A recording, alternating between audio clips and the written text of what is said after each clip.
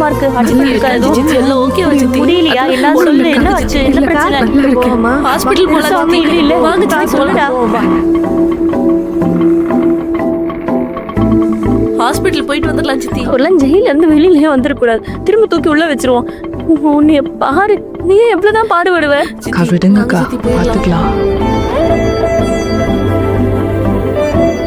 அண்ணி அண்ணி அதெல்லாம் அப்புறம் பேசிக்கலாம். உள்ள வந்து கொஞ்சம் ரெஸ்ட் எடு. வா உள்ள வா நீ முதல்ல உள்ள வா.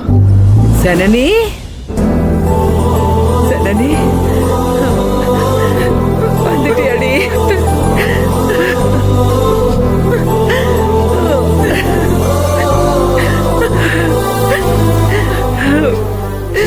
எப்படி இருக்க? நீ நல்லபடியா வந்து சேரணும்னு நான் வேண்டாத சாமியே இல்லை.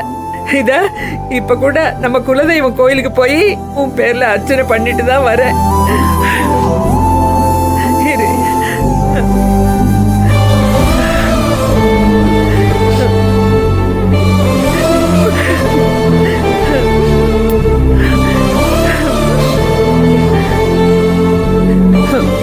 என்னடி மேலுக்கு முடியலையா? காய்ச்ச கீச்சு அடிக்குதா? இல்ல டயர்டா இருக்கு. கொஞ்ச நேரம் தூங்கி எந்திரிச்சா எல்லாம் சரியாயிடும். ஏண்டி, இந்த வீட்டுல உன்னை நிம்மதியா இருக்கவே விட மாட்டாங்க. ஏதாச்சும் மண்டை கொடைச்சல் கொடுத்துட்டே இருப்பாங்க.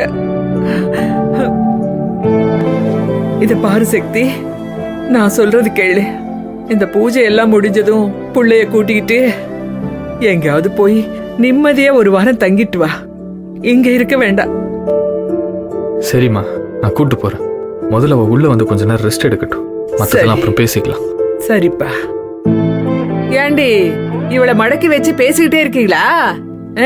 குடிக்கிறதுக்கு ஜூஸ் கீஸ் போட்டு எடுத்துட்டு வரலாம் இல்ல? இப்ப நாங்க தான் மடக்கி வச்சு பேசிட்டு இருக்கோம். ஆமா. சரி சரி. சில நேரம் அவங்க மக மாதிரியே பேசுவாங்க. தோணும்டி, தோணும். இன்னும் 2 இடி இடிச்சா எல்லாம் தோணும். ரேணுகா, இவளுக்கு வாய் தான், அதனால ஒண்ணும் வராது. நீ போய் ஜூஸ் போட்டு கொண்டா. சரி, உள்ள வா. இங்க பாரு சரணி, உள்ள போய் யாருக்கிட்டையும் எதுவும் பேசாத. அவங்க எல்லாம் வம்பிழுத்து அதுல குளிர் காயணும்னு நினைச்சுக்கிட்டு இருக்கானுங்க. நமக்கு நிம்மதிதான் முக்கியம். என்ன சொல்றானுங்களோ அதை செஞ்சுட்டு போலாம்.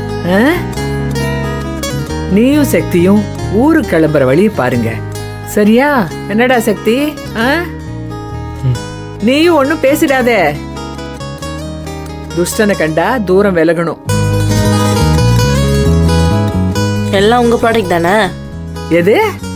இல்ல உங்க பசங்க தானேன்னு சொல்றேன். அதுக்கு என்னடி செய்யறது? இப்படி இருப்பாங்கன்னு தெரிஞ்சா பெத்த பிள்ளைங்க எல்லாம் வளர்ந்து இப்படிதான் வாழ போறாங்கன்னு அம்மாக்களுக்கு முன்கூட்டியா தெரிஞ்சிடுச்சு வெயி.